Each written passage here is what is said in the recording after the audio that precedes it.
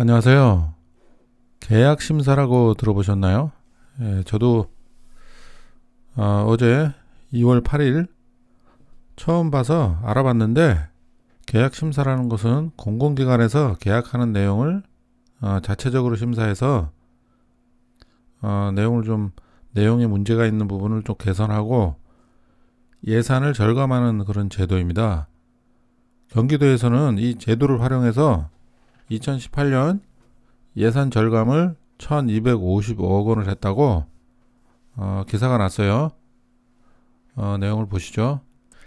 경기도가 지난해 계약심사로 사업비 1255억 원을 절감했다. 2018년 예산을 절감했다는 얘기예요.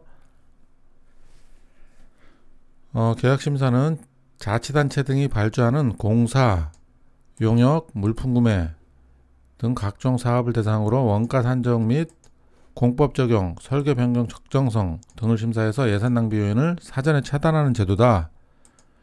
이렇게 해서 공공기관에서 발주한 2480건에 대해서 1조 7397억 원에 대해서 계약심사를 한 결과 공사 부문에서 1043억 원, 용역 152억 원, 물품 구매 60억 원, 이렇게 해서 1255억 원을 절감했다는 얘기고요.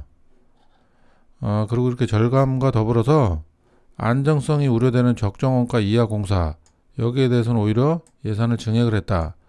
그 예산 증액은 총 433건에 해당되는 58억 원 사업비를 늘려서 부실 시공을 방지했다, 이 얘기입니다. 그래서 2019년 5월부터는 민간 위탁 사업도 계약심사 대상에 포함시켜서 예산 낭비 요인을 사전에 예방할 계획이다. 이렇게 기사가 나온 거예요. 네, 이 신문은 건설경제신문인데요. 건설사를 대변하고 있는 그런 신문입니다. 공사비 정상화 역행하는 계약심사제도 수술해야, 이렇게 해서 1월 22일 날 기사인데, 본인들 밥그릇이 점점 줄어들고 있으니까 이런 또 반발하는 그런 기사를 썼는데요. 내용까지는 볼 필요가 없고, 삭감 위주 인센티브 제도 개선도 필요하다, 이런 식으로 썼는데, 지난번 그 분양가 원가 공개했을 때도, 한다 그랬을 때도 기획 연재 기사를 쓸 만큼 이렇게 건설사 토건족들을 대변하고 있는 그런 신문이에요. 그래서 원래 신문이라는 게 국민들에게 도움을 주기 위해서 이렇게 기사를 쓰고 그러는 건데, 이렇게 건설사만 대변하는 거는 좀 아니라고 봐요. 네, 그래서 그 계약심사 제도에 대해서만 뭐라 그럴 것이 아니라, 건설사도 하청, 재하청을 이렇게 해도 돈이 그렇게 많이 남는 걸로 좀 알고 있는데, 그런 부분에 대해서 본인들도 좀 개선하고 부실 공사도 안 되게 그런 부분에 대해서 좀 연구를 하고 해야 될 것 같은데, 이렇게 공사비만 많이 받으려고 그러고, 이건 아니라고 생각합니다. 그래서 건설경제는 하청, 재하청 이런 문제, 여기에 대해서 좀 한번 기획 기사를 좀 한번 써보세요. 국민들이 다들 혜택을 볼 수 있게 그런 쪽으로 좀 기사를 좀 작성해 줬으면 좋겠습니다. 건설사만 대변하지 말고요. 아시겠죠? 네, 이재명 도지사 트윗인데요. 2018년 1월 17일이니까 성남시장으로 있을 때 트윗이에요. 여기서 성남시에서 예전에 38억 원 예산 절감을 했다, 계약심사 그 제도를 이용해서, 이런 기사가 났었고, 그러니까 이런 식으로 예산을 절감하면은 고교 무상교육 30억 원 주고도 남는다. 그러니까 돈이 없는 게 아니라 마음이 없는 것이다. 그렇기 때문에 지자체에서 이런 식으로 계약심사 제도만 이용해도 지금 이재명이 하고 있는 복지는 충분히 하고도 남는다, 이런 의미가 될 것 같아요. 네, 이 서류는 행안부에 있는 서류인데요. 계약심사에 대한 설명이에요. 내용을 보니까 이 계약심사는 의무적으로 지금 하게 돼 있어요. 그래서 시도의 계약심사가 있고, 그리고 시군구 계약심사가 있어요.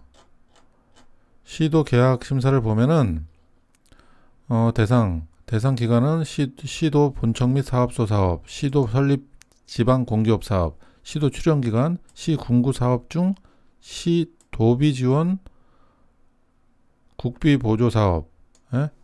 이렇게 돼 있고, 대상 사업으로는 원가, 저가 심사, 설계 변경 심사 이런 식으로 공사 부분에 대해서는 5억 원 이상, 용역 부분에서는 2억 원 이상, 물품에서는 2천만 원 이상 이런 식으로 돼 있어요. 그래서 의무적으로 좀 할 수 있게 돼 있고요. 임의적 심사 대상 사업을 또 확대를 해서 할 수가 있다는 거예요. 자치단체의 자항은 의무적 심사 대상 사업 외에 심사 대상 금액이나 심사 범위를 확대하여 운영이 가능하다. 그러니까 자체적으로 더 이제 확대를 할 수가 있다는 얘기예요. 저기 나온 거 외에. 저거는 의무적으로 해야 되는 거였고, 지금 기사에 보면은 5월부터는 민간 계약건도 그렇게 하겠다 그랬죠. 그러니까 그런 식으로 이제 심사 사업을 확대를 할 수가 있다는 얘기예요. 근데 이렇게 경기도에서는 지난해 이제 7월에 경기도지사 취임을 했으니까 계약 심사 제도를 많이 활용을 못했을 수도 있어요. 지금 너무 또 상황이 또 굉장히 어렵고 그런 상황이었기 때문에 제대로 이재명 도지사에게 이런 걸 맡겨준다면은 10% 이상 공사비 절감이 가능할 것으로 좀 생각이 됩니다.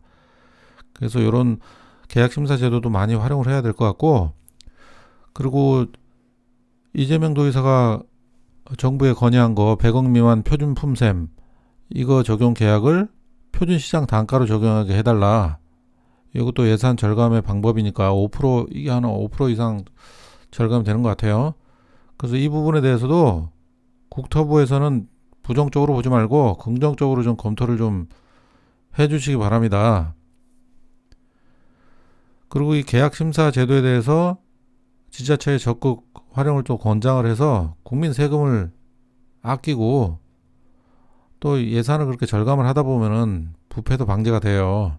이런 부분에 대해서 정부에서도 적극적으로 좀 권장을 해야 될 것 같고, 네, 그리고 그 예비 타당성 면제 사업, 예타 사업, 요즘 최근에 뭐 논란이 많이 되고 있죠. 이게 지금 55조 원이 지금 풀리는데, 이 부분에 대해서 예산을 절감해야 될 거 아니에요. 예산이 좀 많이 남아돌면은 이게 부패로 다 빠져나가게 돼 있어요. 그렇기 때문에 이 가장 중요한 게 뭐냐면은 이 예산을 좀 절감하기 위해서는 1차적으로 국토부에서 이 100억 미만을 표준시장 단가를 적용하게 해줘야 됩니다. 이걸 안 해주면은 전부 표준 품셈으로 계약, 이게 대부분 쪼개가지고 계약을 많이 하거든요.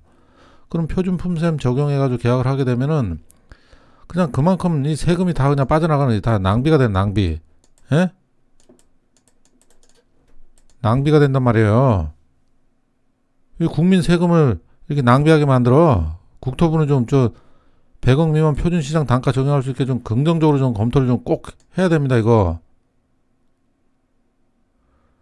꼭 그렇게 해주고, 만약에 이게 안 된다 그러면은, 정부에서 지금 자꾸, 이런 거, 불합리한 걸 개선할 생각을 안 하고, 그냥 토건족들 편 들어가지고 그렇게 하겠어요? 그렇게 하지 마세요. 만약에 이 제도가 개선이 안 된다 그러면은, 지금 지자체 자체적으로 이 계약심사제도 요거를 활용해야 되는 거예요. 그래서 예산을 절감을 해야 됩니다. 토건족들하고 짬짬이 하지 말고, 이거 반드시 1차적으로 이게 필요하고, 이게 안 되면 2차적으로 요거를 활용을 해야 된다는 겁니다. 아셨죠? 이 도시재생 뉴딜 사업, 이 부분은 지금 손해원 건으로 좀 말이 많죠. 그거는 좀 어쨌든 지금 검찰 조사가 이루어지고 있으니 그 권력 남용의 대표적인 그 손해원, 그 부분은 확실하게 조사해 주시고, 어쨌든 도시재생 뉴딜 사업 이 부분에 대해서 지금 50조 원 규모가 풀리는데 여기도 비리가 많을 것 같아요.